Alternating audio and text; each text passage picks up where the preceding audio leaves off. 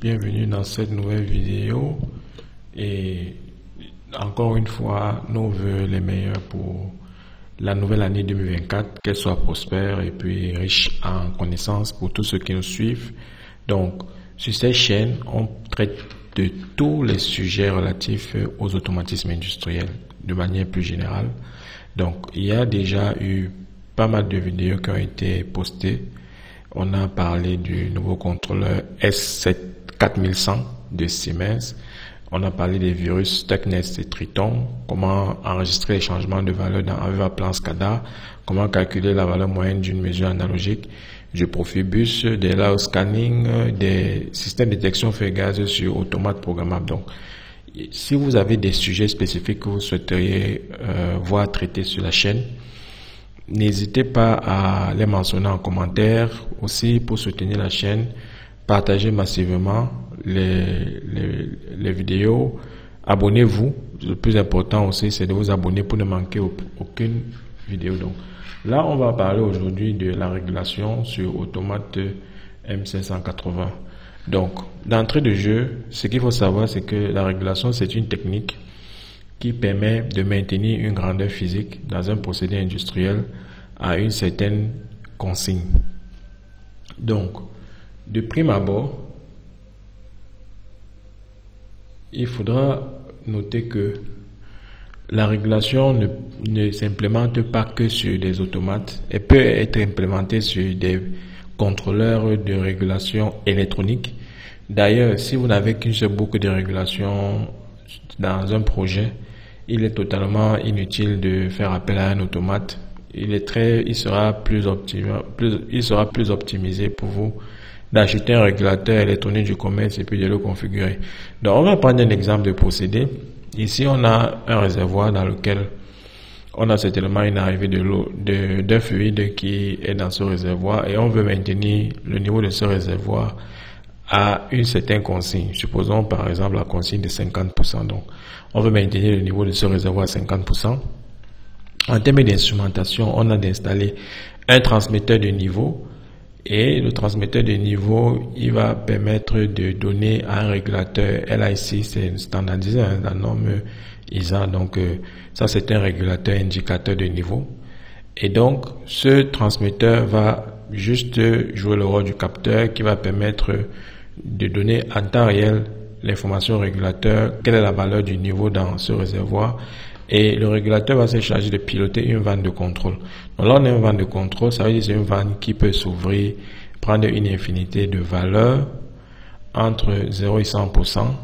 On peut décider de l'ouvrir à 2%, 3%, 4,5%, 6,2%, 5,7%, 100%, etc. Alors, ce type de procédé, on le rencontre dans plusieurs applications industrielles. C'est juste pour présenter un cas d'application pour le petit tuto sur la mise en œuvre de la régulation sur M580. Mais avant d'arriver au niveau de la mise en œuvre, il faudrait quand même qu'on puisse avoir un ensemble de concepts qui permettent justement de pouvoir à un moment donné se poser la question de savoir quels sont les réglages auxquels on peut être amené ou confronté pour un régulateur de ce type. Il y a des minimums, il y a des prérequis. Par exemple, si je vous parle de sens d'action du régulateur, très peu seront peut-être en mesure de me définir exactement qu'est-ce que c'est que le sens d'action d'un régulateur. Donc, le sens d'action d'un régulateur, comme vous le savez ici, on peut décider si une vanne est normalement fermée. Ça veut dire que plus vous mettez un signal de 0 à 100%, la vanne aura tendance à s'ouvrir. Donc, ça veut dire quoi simplement? Ça veut dire que si je veux ouvrir cette vanne à 50%, je dois envoyer un signal de 50%. Si je veux ouvrir une vanne à 25%, je dois envoyer, si elle est normalement fermée, je dois envoyer un signal de 25%. Par contre, si elle est normalement ouverte, je dois donner un signal de 75%. Voilà. Donc, si elle est normalement ouverte et que je veux la maintenir ouverte uniquement à 25%, ça veut dire que je dois la fermer à 75%. Donc, voilà pourquoi le signal ayant tendance à fermer une vanne normalement ouverte, je suis obligé d'appliquer un seuil de 75%. Donc, tout ça, il faudrait que le régulateur sache le faire, le déterminer. Et c'est pas magique. L'industrie a permis de standardiser un certain nombre de choses, notamment ce qu'on appelle le sens d'action du régulateur. Donc, le sens d'action du régulateur, on va essayer de le définir. Donc, on considère ici qu'on a une vanne qui est normalement fermée, NF. Dans certaines applications, vous verrez l'utilisation de FMA qui signifie tout simplement fermé par manque d'air, ou OMA qui signifie ouvert par manque d'air. Donc, on suppose que ce sont des vannes pneumatiques. Bien évidemment, je pense qu'il est intéressant aussi que sur cette chaîne, qu'on puisse aborder la technologie des actionneurs en instrumentation. Donc, j'en tiendrai compte pour les prochains sujets. Parce que dans une vanne comme celle-ci, on a un convertisseur, on a un élément qui va s'appeler l'électropositionneur, dont le but est de convertir le signal en courant 420 mA en une pression proportionnelle qui permettra justement de piloter la vanne, soit pour l'ouvrir, soit pour la fermer. Bon, là, ce n'est pas le but de cette vidéo. Alors, pour cette vidéo, pour déterminer dans le sens d'action de ce régulateur, sachant que la vanne est normalement fermée, on observe la mesure. Imaginez un temps soit peu que on est à une situation où on a 50% dans le réservoir et que la mesure augmente. Donc, supposons que le niveau du réservoir à un moment donné passe à 70%. Donc, pour ramener le niveau dans ce réservoir à la consigne qui est de 50%, vous êtes d'accord avec moi qu'il faudrait plus ouvrir cette vanne. Donc, si la mesure M augmente, ça signifie que le niveau dans le réservoir augmente pour corriger, c'est-à-dire ramener la mesure M à la consigne C.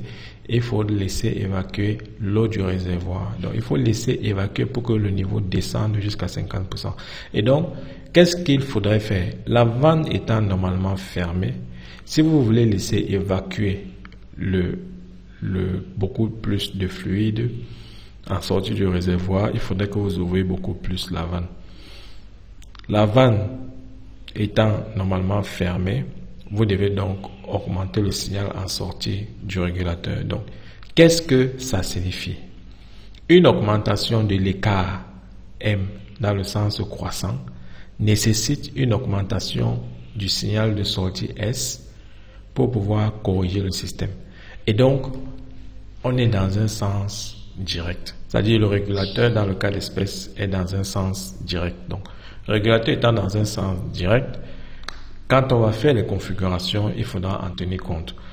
Vous aurez repris le même scénario avec une vanne normalement ouverte, que vous aurez trouvé que le régulateur est dans un sens inverse. Donc, voilà comment on fait pour déterminer le sens d'action du régulateur. Donc, alors, aujourd'hui, on va parler de la mise en œuvre sur un automate M580. Comment est-ce qu'il faut procéder?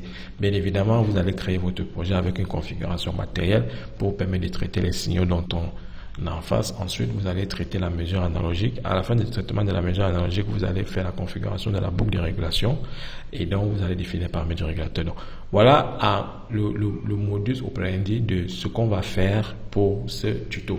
Donc, je reviens très rapidement sur le logiciel de programmation. Bien évidemment, nous sommes sur EcoStruxure Control Expert. Alors, je vais prendre une CPU d'entrée de gamme. On ne va pas prendre une CPU safety. Ça, c'est une petite application. Donc, on va prendre par exemple une CPU 1020, P58 1020 avec un châssis de 4 emplacements. Voilà, on valide.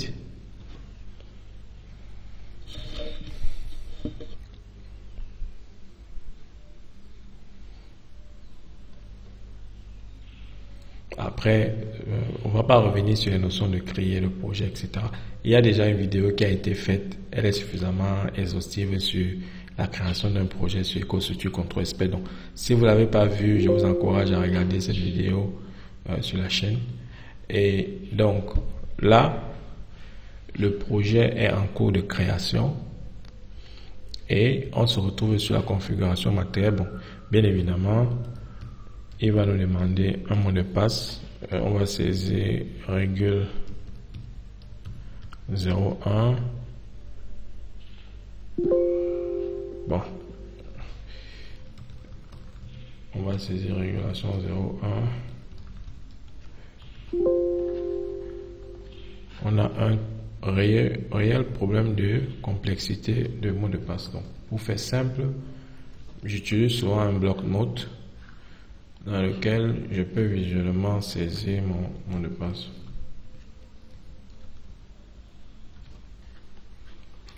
Donc là, on va voir si ce mot de passe va passer.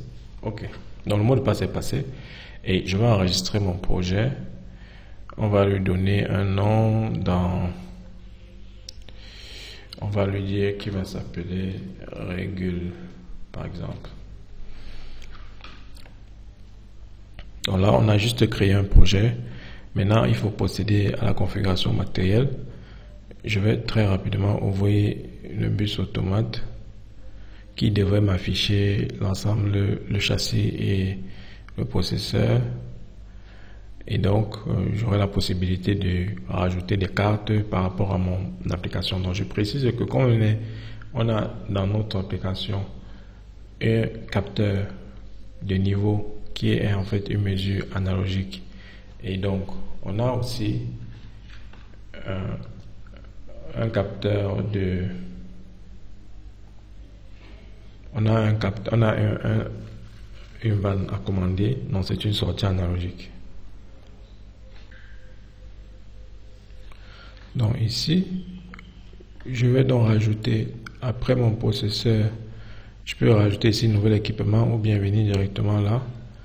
Dans le catalogue, je vais prendre par exemple une carte de 4 emplacements et on va prendre un type de données DLT d'équipement. OK.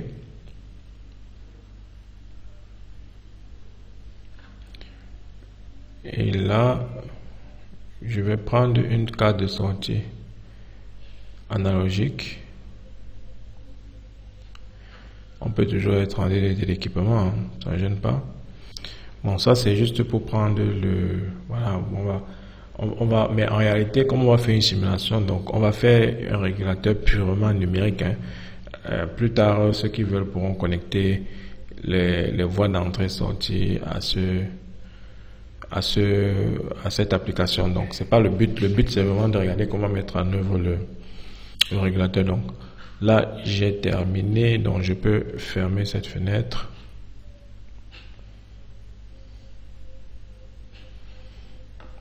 Et je vais donc venir ici au niveau de la tâche. Donc si je rajoute une tâche, j'ai la possibilité d'avoir une tâche fast périodique qui est d'ailleurs recommandée. Donc on peut se mettre sur une période de 50 millisecondes. Hein. De toute façon, le théorème de Shannon nous permet de... On va même regarder ce qu'on peut arriver jusqu'à 50 millisecondes. En 50 millisecondes pour une bulle de régulation, pour moi j'estime qu'on est largement bon. Et donc on a une tâche rapide. Hein. On valide. Et là, on va rajouter une nouvelle section de programme qu'on va appeler régule ou régulation. On peut mettre régulation. Et donc, le but de... On va déjà créer une mesure simulée. Donc, moi, je vais l'appeler mesure simulée dans les variables. Donc, au niveau des variables élémentaires, je peux venir ici rajouter mesure simulée. Dans la mesure, bien évidemment, sera une mesure de type integer. Voilà. Et on va faire régule entier. Ça, c'est le régulateur en entier.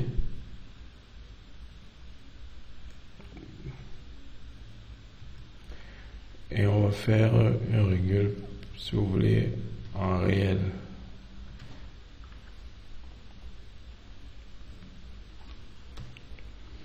Et on va prendre une mesure en unité d'ingénierie simulée. qui est aussi des réels.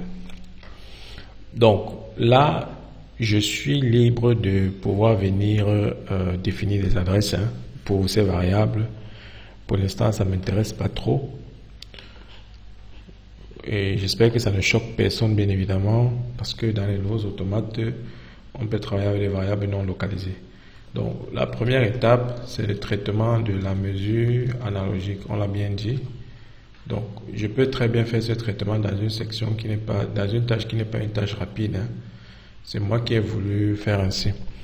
Alors, je vais faire quoi? Je vais prendre une assistante de saisie et je vais parcourir dans la bibliothèque pour venir dans la bibliothèque de contrôle, conditioning, le scaling. Donc, j'ai la possibilité d'avoir un bloc de scaling qui me permet de faire la mise, voilà. Donc là, j'ai la mise à l'échelle de ma grandeur. Donc, on va dire que mon capteur va me donner, il est sur 0,10 000, il va me permettre d'avoir une valeur en sortie de 0 à 100%, plus un niveau. Donc, ici, j'aurais aussi besoin de convertir en réel. Donc, on va prendre la librairie de base, type. Donc, je vais passer de l'intégré au réel parce que le bloc de scaling que j'utilise, c'est un bloc qui a besoin des grandeurs réelles. Voilà. On aurait bien dû se poser la question pourquoi Schneider ne nous a pas donné un bloc qui permet justement de traiter directement en entrée. Donc ici, on va dire qu'on va prendre la mesure simulée. Voilà. Donc mesure simulée. Je viens dans mon bloc para.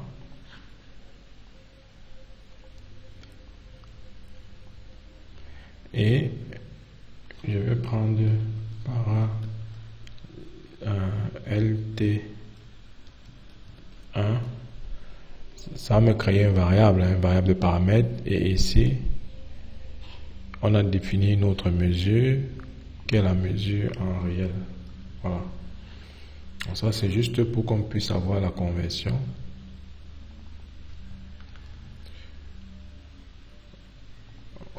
Voilà. Normalement, je dois mettre ça dans le out et non sur le status. Status, c'est pour récupérer l'état du bloc. Alors, une fois que ça c'est fait, donc là j'ai mis à échelle, je vais maintenant faire le traitement de la boucle de régulation. Donc, je vais reprendre un commentaire ici pour dire qu'on va faire le traitement boucle de régulation. Voilà. Je mets des commentaires pour que mon programme soit lisible. Si quelqu'un d'autre vient dans l'entreprise pour travailler, il saura ce que je fais à chaque niveau de mon réseau. Donc je vais revenir chercher mon bloc. Où est-ce que je vais retrouver ce bloc? Donc la bibliothèque contrôle continu. Vous venez dans le contrôleur, vous avez plusieurs éléments là. Donc ici on a complete PID contrôleur. On va prendre le régulateur PID, on va pas se casser la tête. Voilà, je le positionne là. Voilà, j'ai un régulateur PID. Voilà. Et ici, on va se dire que j'aurai mon para leak 1. Donc c'est le paramètre pour mon régulateur 1. Donc bien évidemment, on va faire une aide sur le type parce qu'il faudrait savoir le type de données que vous devez renseigner. Donc ici,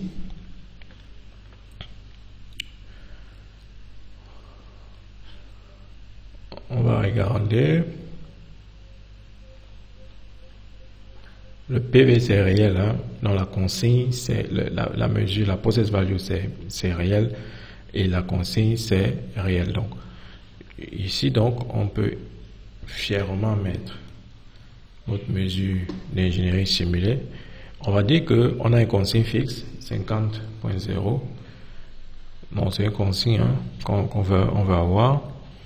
Ensuite, les disturbances, etc. on n'a pas besoin. L'initialisation n'a pas besoin. Les paramètres de sortie, voilà la sortie ici. On va prendre, elle est en réel. Donc, on avait une sortie ici. On va prendre la sortie en réel là. Donc ça c'est la sortie de mon régulateur. Mais vous êtes d'accord avec moi que je peux pas malheureusement traiter une sortie analogique comme ça. Il me faut bien évidemment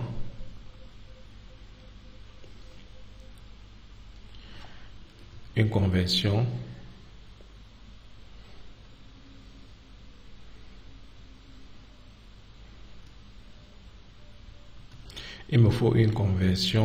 de cette sortie là en points, parce que ce sont les points qui doivent être transmis à la carte. Donc ici je vais mettre ma sortie, je vais rapprocher mon bloc là, et il me faudra cette fois-ci un bloc qui va me faire du réel vers des intégers, parce que j'aurai besoin justement des intégers au niveau de ma sortie analogique. Donc ceux qui ont des difficultés pour les signaux analogiques, je vous encourage à regarder ma vidéo sur le traitement analogique. On a une vidéo assez détaillée là, surtout même sur un Schneider. C'est largement suffisant pour comprendre ce que je viens de dire. Et donc, on a dit qu'on va prendre le régule en entier ici. On va le mettre. C'est ça en fait qui doit être assigné au niveau de l'adressage. C'est ce mot-ci que vous devez mettre plutôt sur la sortie analogique. Bon. Alors, là, quand j'ai fait ça, j'ai deux paramètres, j'ai trois paramètres à régler. Donc, je reviens dans mon éditeur de variables ici. Au niveau des blocs fonctions, vous voyez, j'ai le premier scaling 0. Il me faut les paramètres. Hein. Dans le scaling, il faut que vous donniez la valeur de l'entrée minimale, l'entrée maximale. Je vous rappelle que le signal d'entrée ici, c'est une mesure qui va de 0 à 10 000. Parce que justement, on avait une mesure analogique.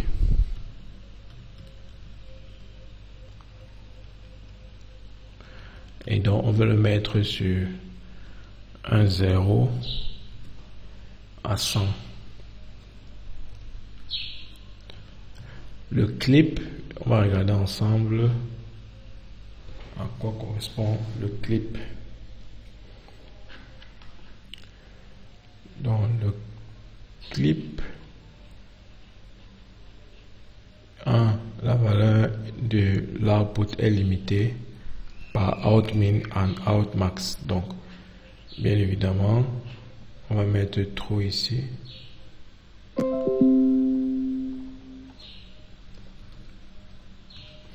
Le deuxième bloc permettait de faire une conversion d'une sortie qui va évoluer de 0 à 100. Donc on va revenir sur le régulateur, hein. On va regarder pour savoir comment évolue la sortie.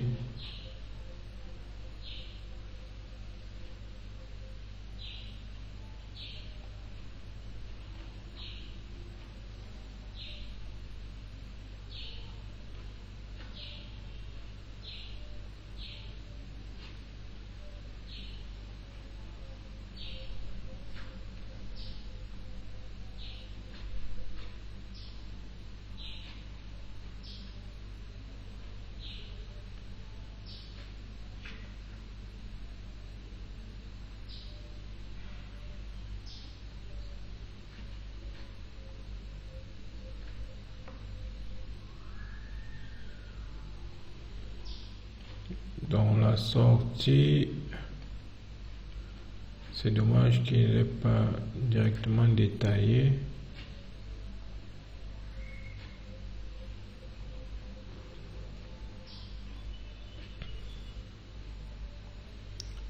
De toute façon, on va regarder. Normalement, on est sur 0,100%, mais on va le regarder en simulation, donc on va pas trop se casser la tête. Là, on va dire qu'on est à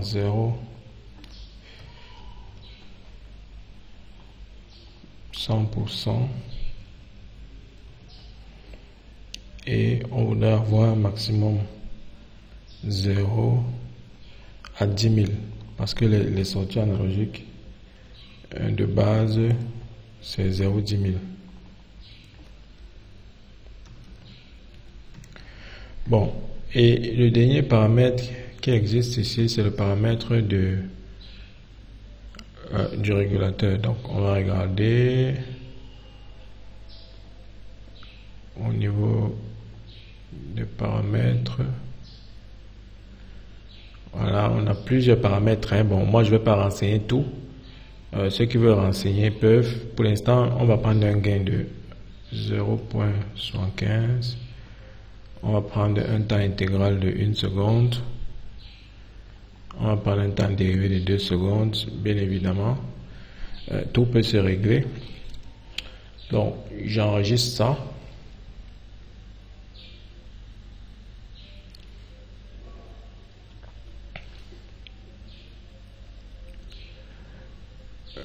Et il faudrait qu'on puisse se rappeler du sens d'action.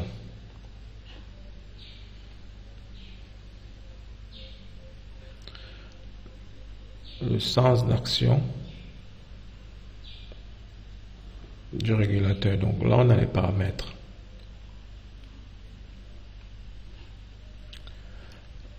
Donc, au niveau des paramètres, vous allez voir que la sortie est proportionnelle au KP. Donc, ça veut dire simplement que si vous mettez un gain négatif, vous inversez le sens d'action du régulateur. C'est simplement ce que ça veut dire.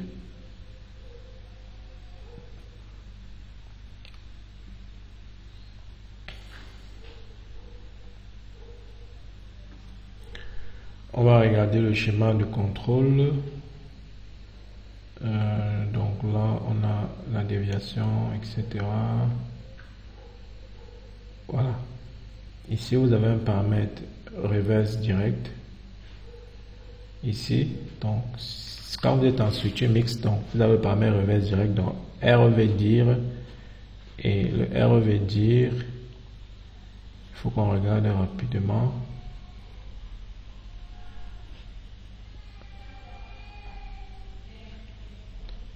Donc, le R veut dire, voilà, c'est un booléen.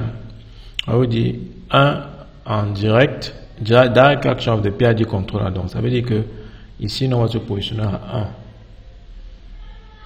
1. Rf direct, on va se positionner à 1. Voilà. Donc, on est positionné à 1 là. Et on enregistre. La première chose à faire, c'est de compiler l'application.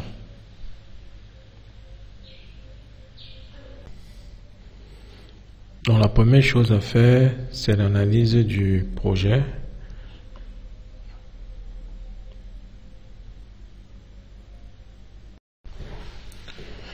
Bon, avant qu'on ne finisse la compilation, il faudrait déjà que je revienne sur les paramètres là. Donc ici, on a un paramètre pour le LT1. On a dit on va partir de 0, 10 000. Donc ça se gère plutôt au niveau des variables. Alors, ici on va dire 0.0, 10 000. Et on veut sortir un 0.0100.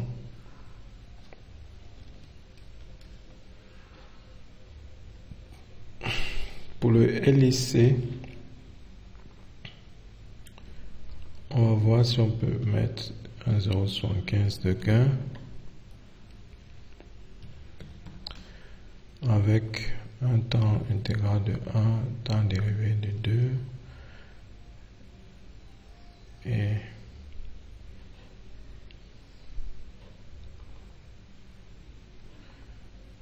ensuite sur le deuxième bloc de paramétrage, on a dit qu'on partait de 0 à 100.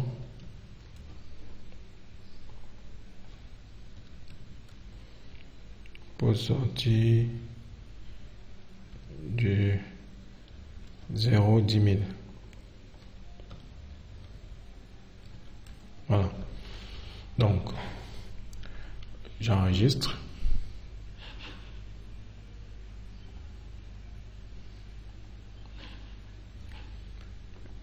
Et je vais lancer une analyse pour déjà me rassurer que le projet ne comporte pas d'erreur. Les paramètres, il faut bien prendre le soin de les régler ici au niveau de la section variable. Donc vous venez sur la section variable, vous allez retrouver tous vos jeux de paramètres. Et il faudrait aussi qu'on rajoute le mot de passe pour le firmware et le mot de passe pour le data storage. Donc, on va prendre un mot de passe similaire. On va écrire data.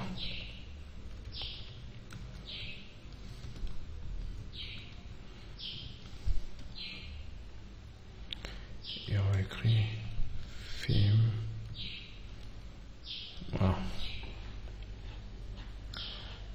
Donc ça doit se gérer dans les propriétés du projet.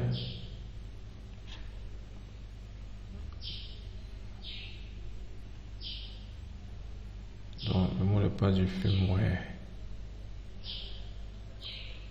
On va prendre ça.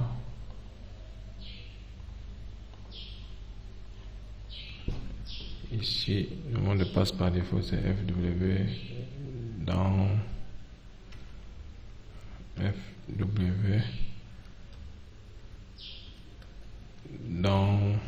load.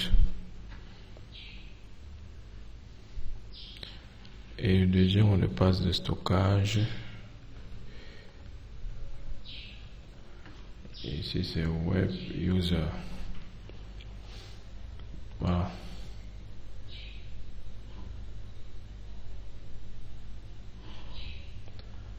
Donc, je vais analyser le projet.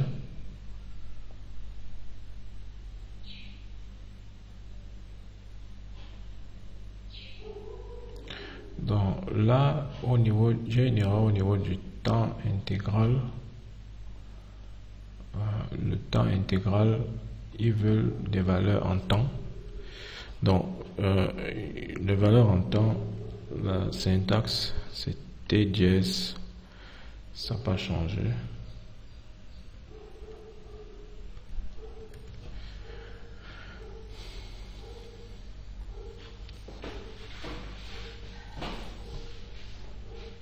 C'est normalisé. Donc il faut faire attention. Ne créez pas juste le temps en seconde. C'est pas autorisé. Et donc là, on va passer en simulation.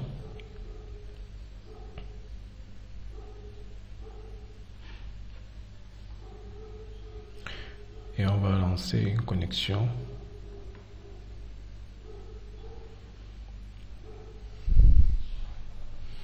On va lancer une connexion à l'automate. Dans l'automate, il a besoin d'un mot de passe. Le mot de passe. Bon, ici, il faut que je prenne le dernier projet.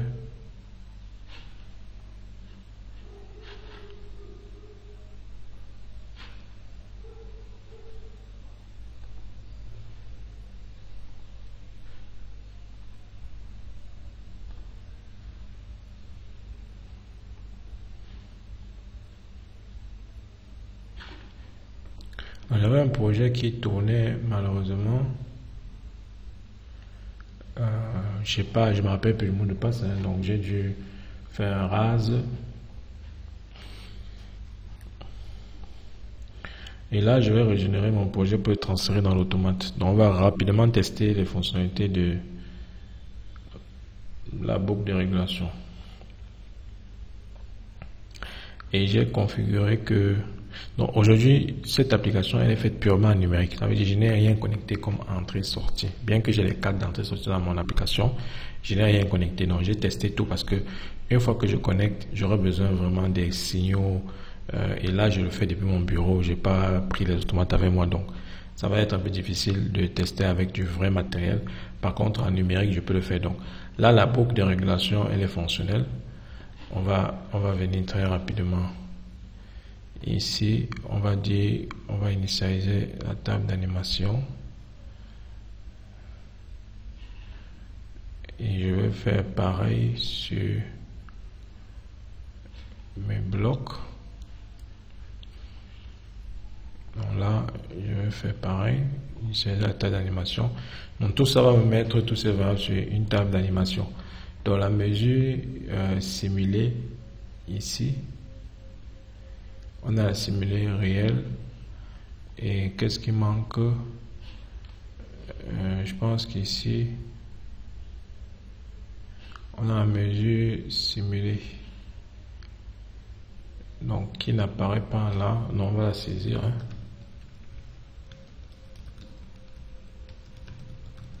C'est en 0, 10 000 points. Donc là, déjà, je vais tester ma mise à l'échelle. Donc, je fais un modif. Je vais simuler 3200 points. Donc, je simule ici 3200 points. Voilà. Donc, 3200 points. J'ai une mesure de 32. Actuellement, mon régulateur est à 0,0. Donc, ma consigne est à 50. J'ai une boîte, un process value de 32. Donc, il y a autre chose au niveau du régulateur ici qu'on a oublié. Le man auto. On va connecter une variable man.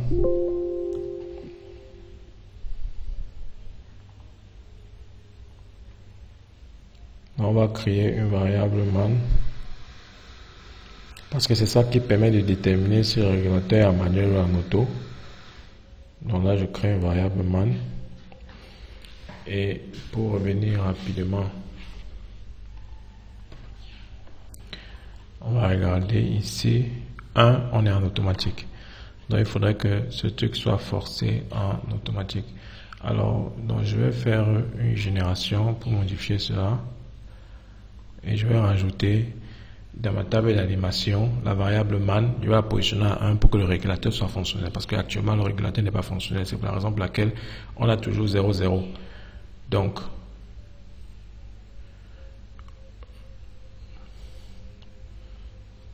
après, vous pouvez, si votre régulateur est commandé depuis un pupitre et tout, vous pouvez lier une variable à ça. Ou bien si vous voulez le régulateur en permanence actif, vous pouvez rajouter une constante directement.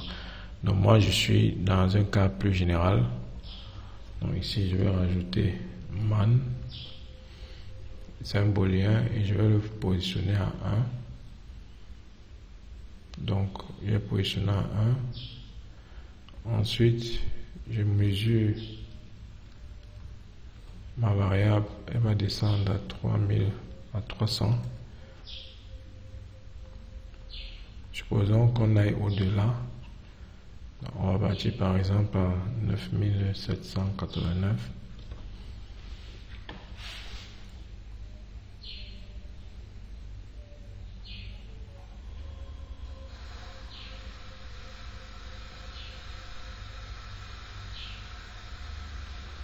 Donc là, j'ai un status de 128.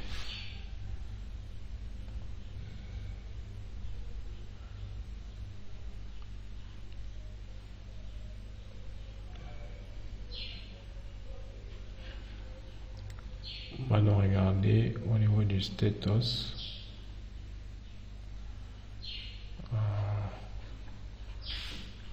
Status web. Pour débugger, il faudrait savoir à quoi correspond le 128.